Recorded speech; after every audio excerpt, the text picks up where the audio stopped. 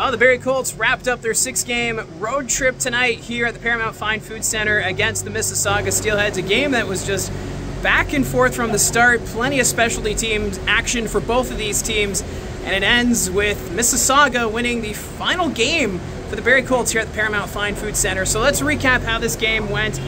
Cole Beaudoin had a great chance on the power play early in this hockey game. In the first period, 7 penalties handed out to both sides, so both teams getting plenty of chances on the power play, and it was a string of power play goals as Bo Jelsma, he would hit the post on the power play, and then following it up 30 seconds later, he would pot it in and making it a 1-0 score. So Bo Jelsma, the captain of this Barrie Colts team, continuing to get it done, and Barrie were 1 for 1 on the man advantage at that point in the hockey game. And then Mississauga taking another penalty, and the Colts take advantage once more, this time Ty York, and this one was a quick shot from the slot, beating Ryerson Leanders, and that was just a nice quick snapper. Some traffic in front, so I don't think Leanders was able to see that one too well, but Ty York definitely taking advantage of that, so it made it 2-0, and the Colts a perfect 2 for 2 on the man advantage at that point. But Lucas Carmiris, he had a big game. He's a big body, he likes to play a physical game, but he also has a nose for the net. He had a great opportunity, but Sam Hillebrand shuts the door at the pad save. But he wouldn't be outdone as Dean Locus, he would score on Mississauga's first power play of the hockey game, making it 2-1 at that point, and it just seemed like it was a parade to the penalty box for the Steelheads.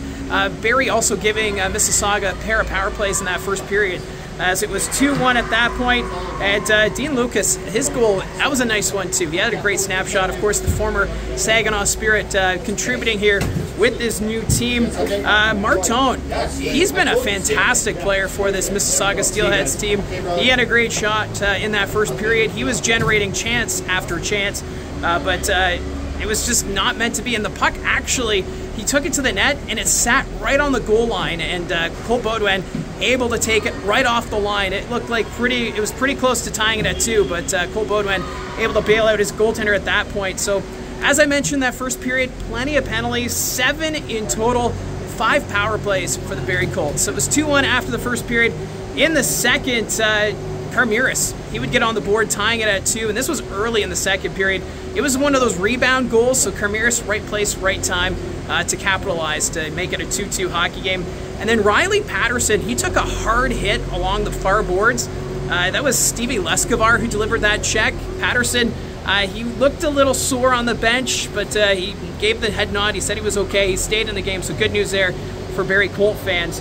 But then Dean Locus, he would get his second of the night. It was a great shot. It snapped right past Sam Hillebrand, and that was a power play goal as well. So that gave Mississauga their first lead of the night, making it a 3-2 hockey game.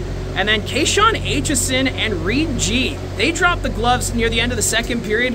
What a spirited tilt between those two, as Aitchison, once he gets that right arm free, he's got a great arm, and it was on full display there, him and Reed G. So it was a 3-2 score for Mississauga going into the third period, and the Barrie Colts, they would find a way to tie it. Grayson Tiller taking the shot from the point, went through a crowd, it went through Leanders, and Cole Beaudoin able to shovel that one in, tying the game at 3. Cole Beaudoin having a great game at both ends of the ice as he continues to have a solid season. He now has 23 goals on the season, Cole Beaudoin, so he keeps getting it done. And then the Barrie Colts getting another power play chance, but there was a turnover in the neutral zone. Carmiris and Angus McDonnell, they would go down on Sam Hillebrand, and McDonnell would put it home short-handed, making it a 4-3 score.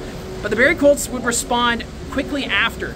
It would be Moses. He would do this really nice, I don't know if he knew Jodwen was behind him, but he did, between the leg pass, no look, finds Ronik Jodwen, and he's able to bury it for the third power play goal of the night for the Barrie Colts, tying the game at 4. But this one just got out of hand as the Barrie Colts just taking a penalty. It was Jack Browdy who cross-checked the Mississauga player into his own goaltender and giving Mississauga another power play late in the game. There's only a few minutes left in the game, and the Steelheads, they got the puck.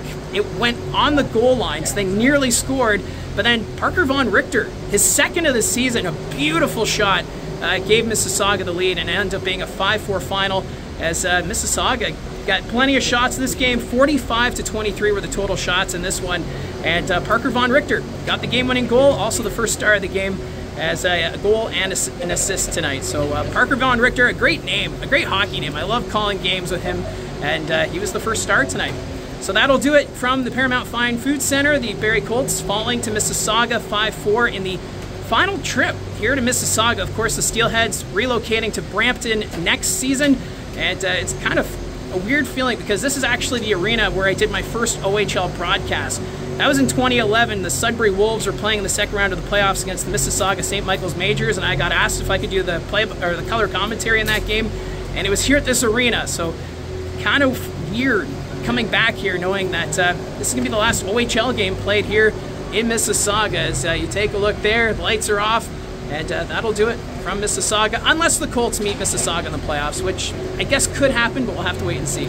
So let me know in the comments section down below your thoughts on this one. And of course, the Barrie Colts back in action tomorrow night. They're hosting the Kingston Frontenacs. That should be a fun show. Puck drop there is at 7:30. Gene and I will have the call on Rogers TV, and Thomas West, he'll be on the sideline. So again, thanks for tuning in. Remember to hit like and subscribe, and we'll talk to you again soon.